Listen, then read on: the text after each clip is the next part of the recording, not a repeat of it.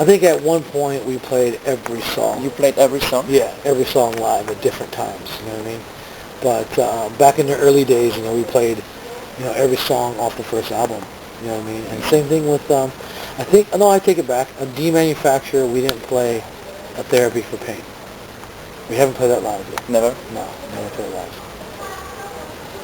And what about bonus tracks? We played some Obsolete. We didn't play Where Evil Dwells. Yeah. And I think that's really the only one. Yeah, I think all the Timelessness we did. Resurrection, of course, we played. Obsolete we played. Yeah. Freedom of Fire we played a few times here and there, but the majority we played almost every song on all those records.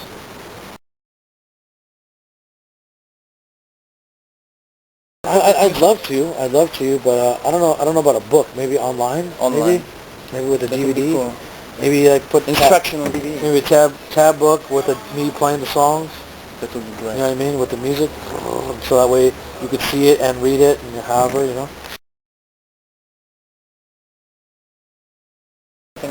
We filmed a lot of stuff in some of the other tours, and I think in December we're going to film some more stuff.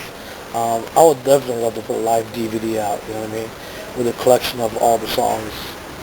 Make at least two-hour DVD and just, stupid shit backstage and things like that, Like digital connectivity. Kind of like digital connectivity. There wasn't that much stuff backstage, but a little bit, But there was some funny things. Yeah, there was be some more. Yeah.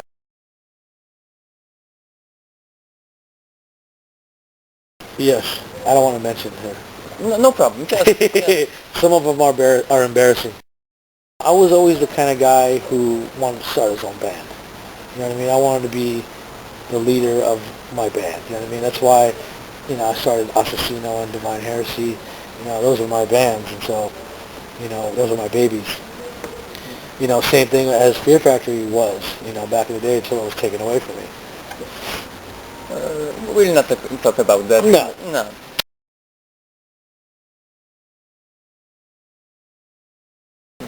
Yeah, I think in 2000, I think it was 5 or 6, I'm not sure. 5 or 6. I wanted to concentrate on my Assassino and Divine Heresy. I really wanted to go that direction. I had too many bands on my plate, and I was like, after I left Fear Factory, I was doing Brujeria for a while. Then I was like, okay, I need to, drop some of these bands and concentrate on Divine Heresy. And so that's what I did, and Assassino. And so I wanted to focus on those two, and so I had to sacrifice one band. And plus, Brujeria wasn't a band that toured a lot all the time, or we didn't make a lot of records a lot, so I wanted to concentrate on other stuff. Assassino, yes, we have one new song. It's called El Beso Negro, which means the black kiss. And in Spanish, it's slang for eating ass. Oh. So, Assassino is just a funny, brutal death metal band like that. But when I get back to LA, I have some time off, and I'm going to be working on some new material with both bands, Assassino and Divine Heresy. I have, a rehearsal room where I have all the drum sets set up, my guitar, and go. When Tim's in town, then when Emilio's in town for Assassino, so when Gene's ready to go, the next Fear Factory record, I'm lucky. I think I'm lucky because I get to play with some of the best drummers. Yes. I got Tim Young in one band. I got Gene Hogan in another band. I got Emilio Marquez, which a lot of people don't know about. He's a great drummer. He plays in Possessed as well, and Assassino. And then I did the Roadrunner All-Stars with Joey Jordison. So I've been lucky to have some great drummers.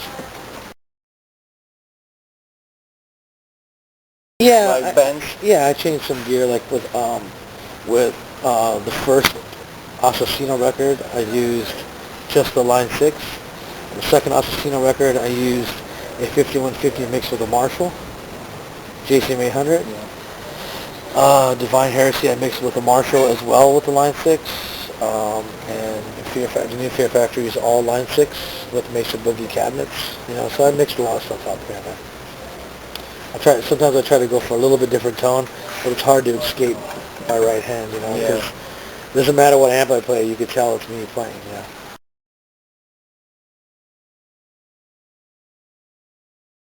Yeah, it works both ways. Sometimes I think of riffs, and then I bring it into the rehearsal place, or sometimes I think of it right there on the spot, you know. Um, a lot of times, it just comes out naturally, and sometimes I'll record it on my phone, my iPhone.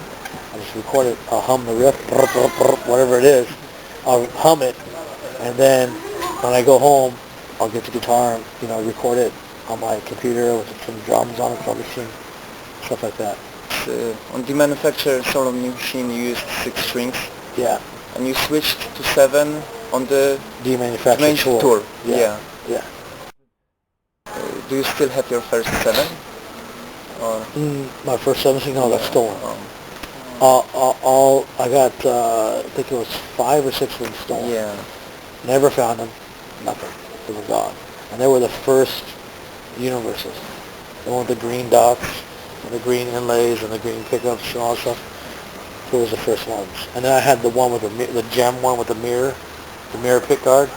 Yeah, I had that one, and those were all stolen. And yeah, I did the first 2 albums with the 6 string, but when I was playing live, I'd be playing and it would go out of tune a lot because the strings were so floppy and so loose. So when Ibanez approached me back in '95, he was like, hey, we got these 7 strings, I think you should try them out.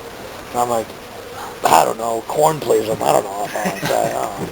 So then they gave me one, and I was like, this is, it seems right. I love it. But the pickup, I was not into the pickup. So I called up EMG back in the day, and I said, hey, '95, I go, hey man, you need to make a 7-string pickup, 7-string active pickup, like the EMG 81 6-string. And so I called them up, and they ended up making the first 707 prototype, and I had them in my guitar. And then from there, it grew for EMG. You know what I mean? I basically gave them the idea to make it. I go, you got to make these pickups, and they did. And then now everybody's got them. Fucking Stefan's got them. A bunch of people got them. Yeah. And then, I decided. Seymour Duncan approached me, and they said, hey, we got a better pickup. You need to try our pickup. So I tried the pickup, and I compared the two, and I really liked Seymour Duncan better. I used the EMG 8-string on the first Divine Heresy record. Yeah. Yeah. Did you, or at the same time, did you switch pickups? I switched pickups. Well, I switched to 7-string first because they didn't have an 8-string pickup. So then they came out with the 8-string, and I was like, I got into it. I've been fighting for one for years, and they just haven't. They give me many different reasons why not. They say, oh, 7 strings don't sell very well. You didn't sell as many records as Slipknot and Korn and blah, blah, blah, blah. So I don't know, maybe someday. I'm really happy with the company. I mean, they gave me a lot of free guitars, a lot of great custom guitars. I think the best in America. And actually the best worldwide, actually. And I love the company. I've been with them for 14 years, and I'm just happy being there. Yeah. I'm lucky that I get custom guitars the way I get them.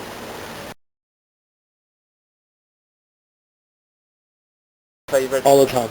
The one I got a new one coming, and it's a maple neck. I don't have any guitars with maple necks. No. So I got a new one coming. It's RGD. Look it up online. You can see what it looks like. Yeah, but it's a maple neck, so it's I never had that before. I've always had rosewood or ebony or something like that. I had bolt-on necks. Bolt-on. Yeah, well, I have both. I have bolt-on. I have neck-throughs. When I have neck-through guitars, they're a little bit heavier, so it's a little harder on my back. When I have bolt-ons, they're a little lighter, so some of the guitars are bolt-on. Like my 2 7-strings that I have here on tour is bolt-on. My 8 strings are all neck-throughs. But I'm going to get a new one made, where it's bolt-on. Plus it's cool because if I break a neck, and sometimes I do, I used to when I was in Fear Factory, I'd throw the guitar, and boom, the neck would snap. Then Ibanez had to make another neck and then send it over and put it on. So. Oh, the 8 strings, 27 and a half. 27 and a half. And the 7s? 24 and a half. 24? 24.5, yeah. Or is it 25? 25? Yeah, 25. 25. That's what it is, Yeah. That's what it is. It's the standard 7 string. Yeah. I think the 8 string is 28. I think my sugars are 30. Something like that. Yeah.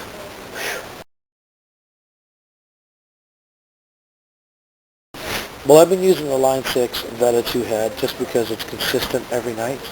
Um, and, I can do all the effects from the head, all the delays and the choruses and the small lo-fi effects that I have.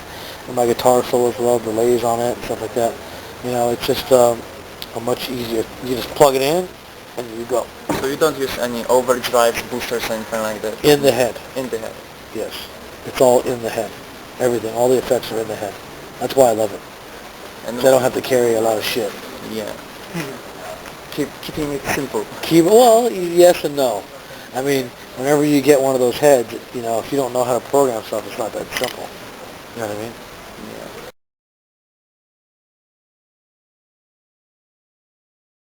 Yeah. Four. Four? Four tracks. Two on each side. Two on each side. Two on each side. You did that back in the day? Hard left, hard right, two on each side. The only album that I didn't do that on was Obsolete. Only the two. Only two. The rest all have four? Four. The Manufacturer, Soul of the Machine, Digimortal, the new album Mechanized, all the Assassino and Divine Heresy stuff, all four. Because on Obsolete you started to tune down to A. Yeah, tune down to A. It was a darker, heavier tone, and we only needed to do two tracks, so that's what I did. I just wanted to try something different.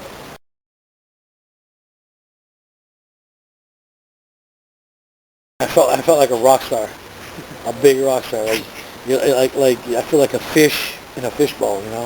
Everybody's looking at you. You're right in the center. You're like, oh. Everywhere you look was people. You know what I mean? So it was amazing. I loved it.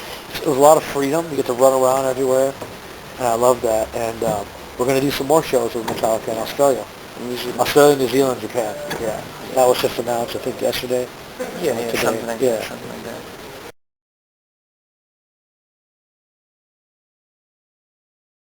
Well, I love my wife. I love my dog. I love my RC cars, remote control, radio control cars. I love that. I do that all the time.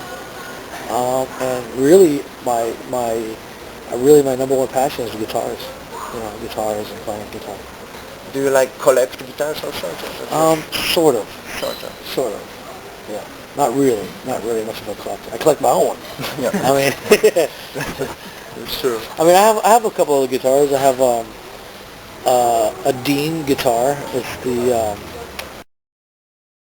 Rusty Cooley. Yes. Okay. I forgot his name for a second. I don't know why. Cooley. He's a good friend of mine too. He used to play Ibanez. He used to play Ibanez, but now he came up with his own guitar. It's really good, really nice guitar. Yeah. So I have one of those.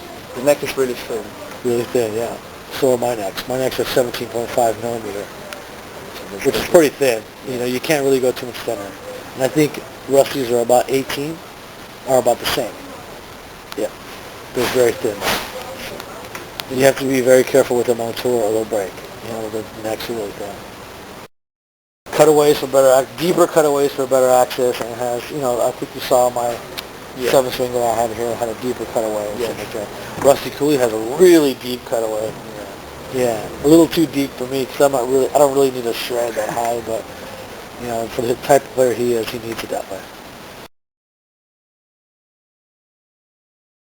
Yeah, I did on the first Fear Factory record. I did 2 songs with solos. Like Scapegoat? No, Fleshhold, a song called Fleshhold, and there was one more. I don't remember which song, but it didn't fit. I don't know, it didn't sound right. I liked it, but nobody else liked it, so we just took them out, and then they just stayed out. That kind of became part of our sound. No solos, and it kind of started a trend for a little while. Like Korn didn't do any solos. Who else? Limp Bizkit did any solos. All the new bands that came out, Static X, System of a Down, all those bands, Spine Check, none of them did solos for a long time. You started. Well, there's on the new record Yeah, well, I did solos in Assassino and Divine Heresy and also, the new Fear Factory. I did one. Fear Campaign. Yeah, Fear Campaign. Easy solo, but, it's cool. But it sounds great. The tapping. Yeah. Big tapping. Yeah, that's easy. Yeah.